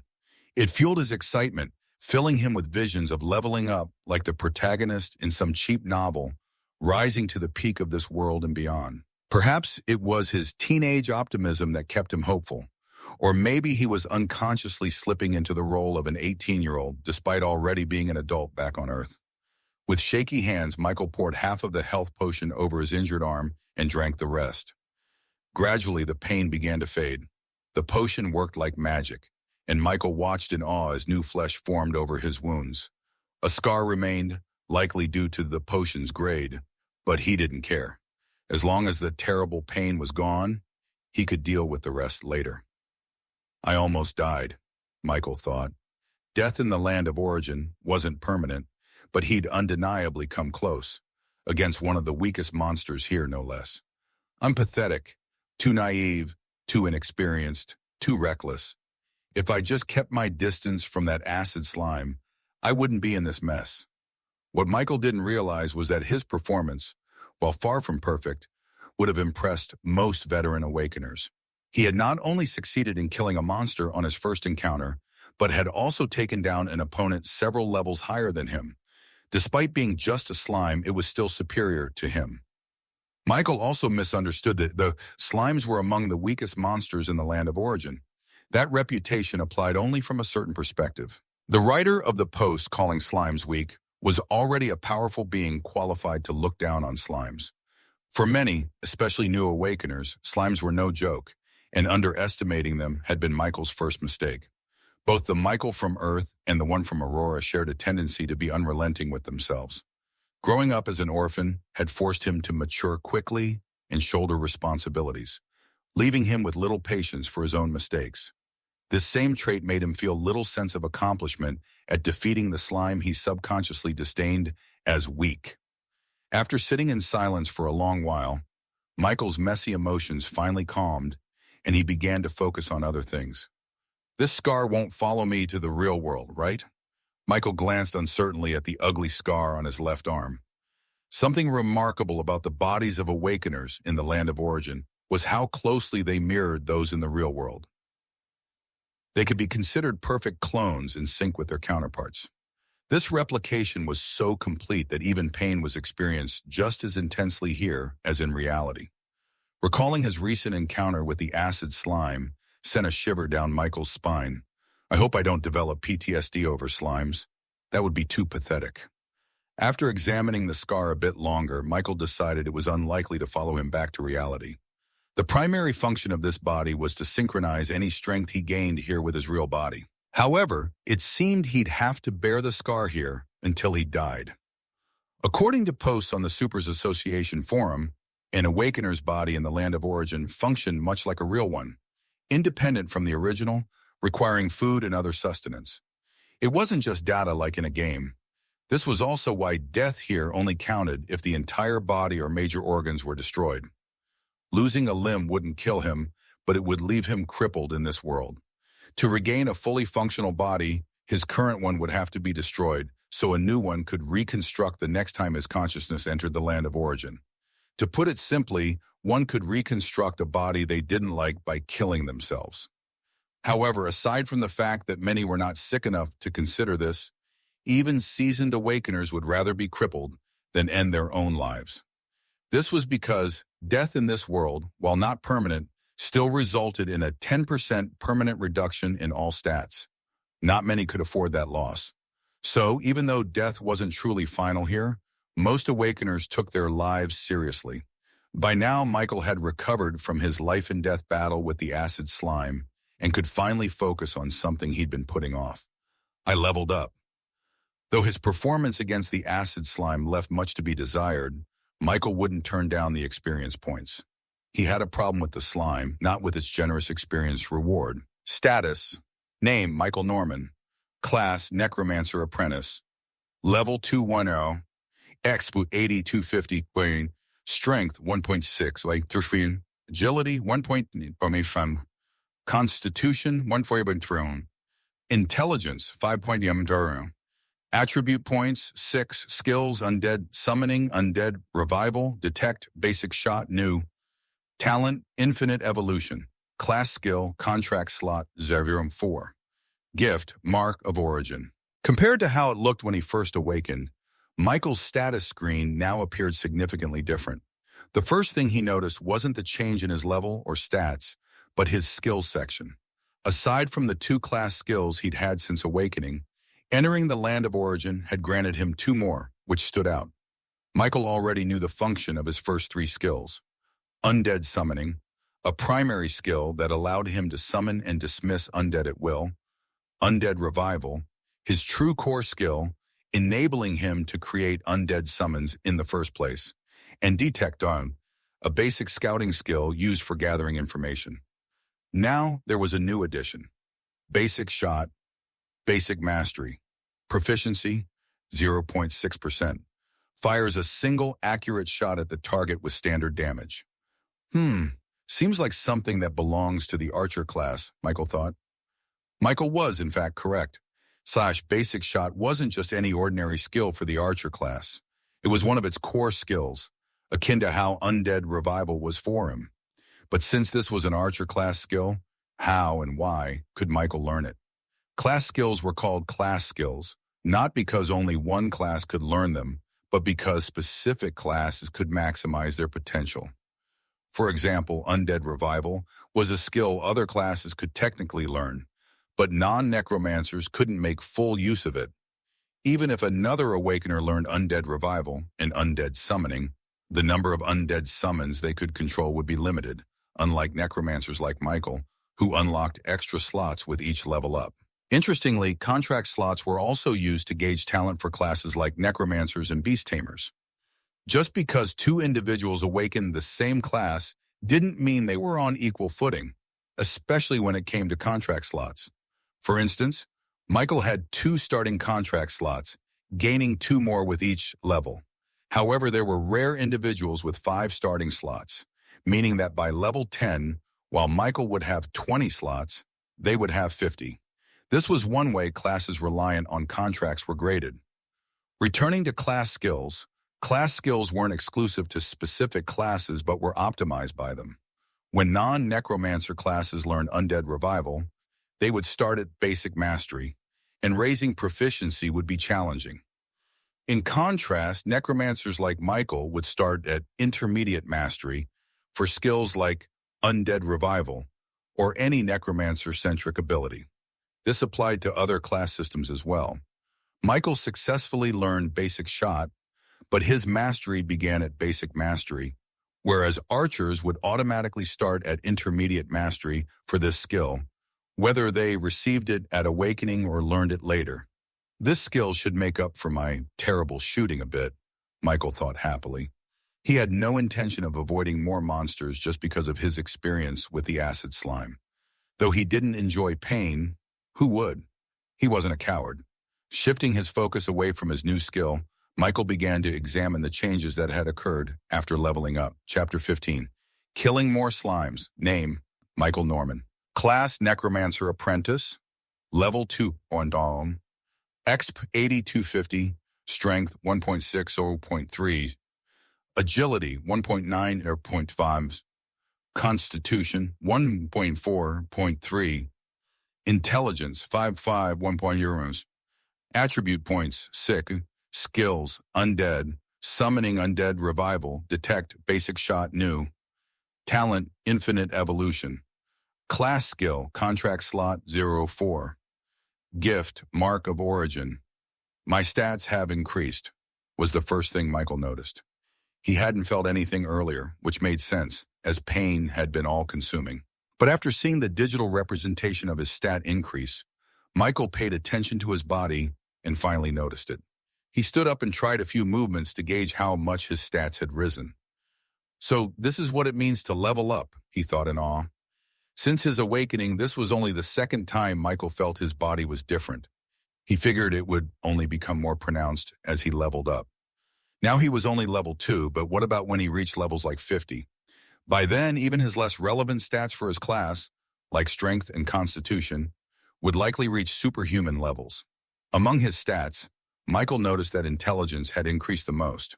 However, it was currently useless, as he had no way to use mana yet. The intelligence stat didn't make one smarter, it simply represented an Awakener's total mana and their ability to learn things quickly, like spells. Thanks to his human race and necromancer class, which each provided 0.5 stat points in intelligence, Michael now had almost 6 times the average intelligence of a typical human. The stat system for Awakeners factored in their race to determine their strengths.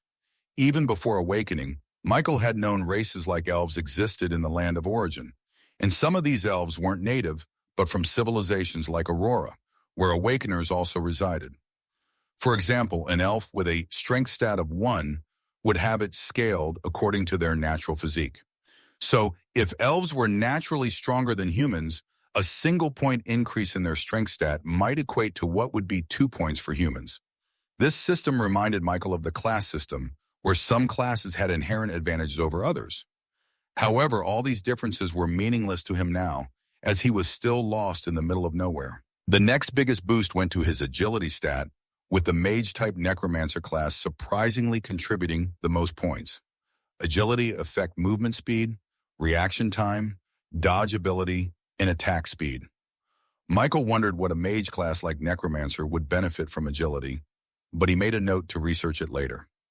After intelligence and agility, strength and constitution received the lowest enhancements. Strength impacted physical power, melee attack damage, carrying capacity, and physical feats. Constitution affected health, endurance, resistance to physical and elemental damage, and environmental factors. Michael knew these stats would have been even lower without the boost from leveling up as a human. If his stats depended solely on his Necromancer class, his mana pool might be vast, but even a lower-level physical class could probably take him down with a single punch. Despite the seemingly small gains, he felt his overall performance had improved by at least 30%. And this is only from one level up. I need more experience. The surge in power was addicting. Despite the ordeal with the slime, Michael had no intention of shying away. Ever since seeing that video of a demigod cultivator in action, he'd vowed to reach a similar level of strength. A single bad encounter with a slime wasn't going to change that. However, the experience had taught him to be more cautious. If he were to face slimes again, he'd either have to use his brains or suppress them with power. He didn't consider himself dumb, but he wouldn't exactly call himself smart either. After all, an intelligent person wouldn't have just attacked a level 4 monster, regardless of its species, with the desperation of an experience-hungry dog, and he'd been just that. But if he wanted to use power to suppress any slimes he encountered, Michael's gaze drifted to his attribute points on the panel. Maybe, just maybe, they could help him. Tribute points, 6. Asia Shalmi.